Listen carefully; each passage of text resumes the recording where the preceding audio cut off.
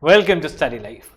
In our previous videos on connections with resistors, in series and parallel, EMFs in series and parallel, with all the information that we had, it was great to solve a good number of connections.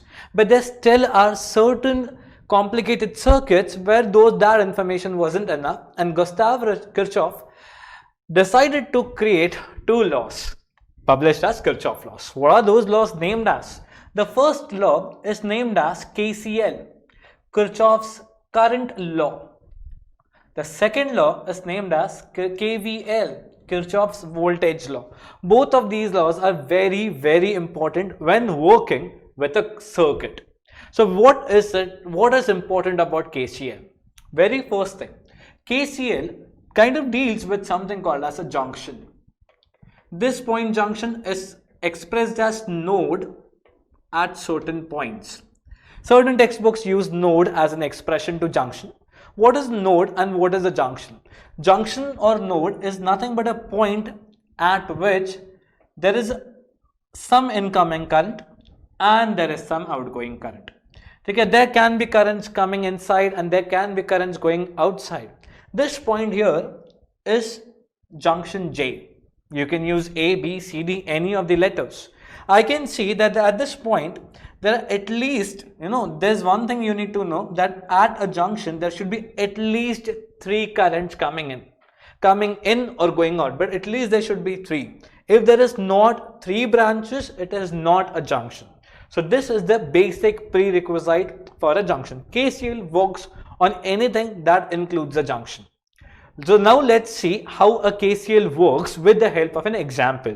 So in here with me is this case wherein I see that there is some current coming into the network and some current flowing outside the network. Can you see this point A, O in here? This point O is the junction wherein I see that there is some current I1 coming inside the junction, that there is some current I2 also peeping inside the junction. Here there is some current I3, that is an outgoing current, it is leaving the junction.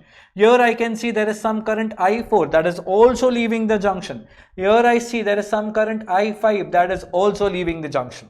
So when I decide on to apply KCL at this scenario, KCL says that the summation of all the current at any junction is always equal to 0.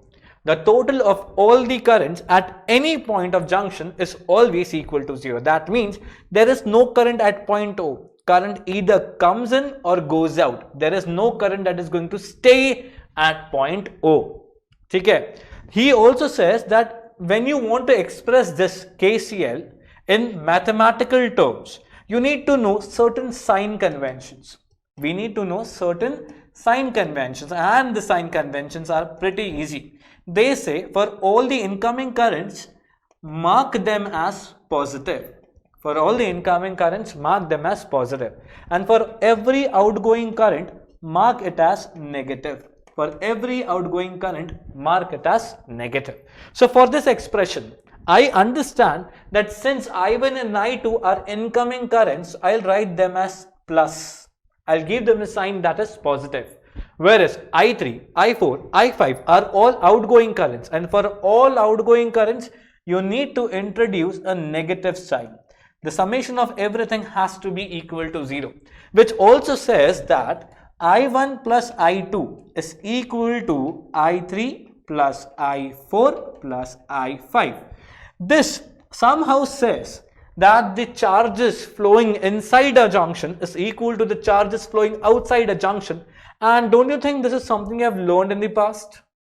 Yes, it is according to the law of conservation of charge, that all the charges are constant at every space in infinity. That every point in space, all the charges are going to remain constant. They're all going to be same at the end. So I will always remember that KCL is nothing but an extension to law of conservation of charge.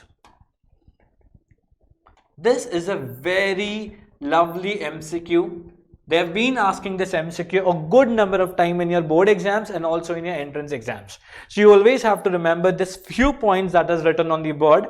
And this was KCL, very easy. The next one is going to be Kirchhoff's voltage law, which is to be used in loops, circuits and meshes. So I want you people to stay tuned with me and keep learning with me until we complete this chapter. And also, this KVL is super important whenever you're doing problems with your NEET, your JEE, even when you step into engineering, you're going to need KVL like anything. So KVL is very, very important, and I want you people to be there with me learning Kirchhoff's voltage law with ultimate grace. Until then, stay tuned with Study Live and keep learning with me.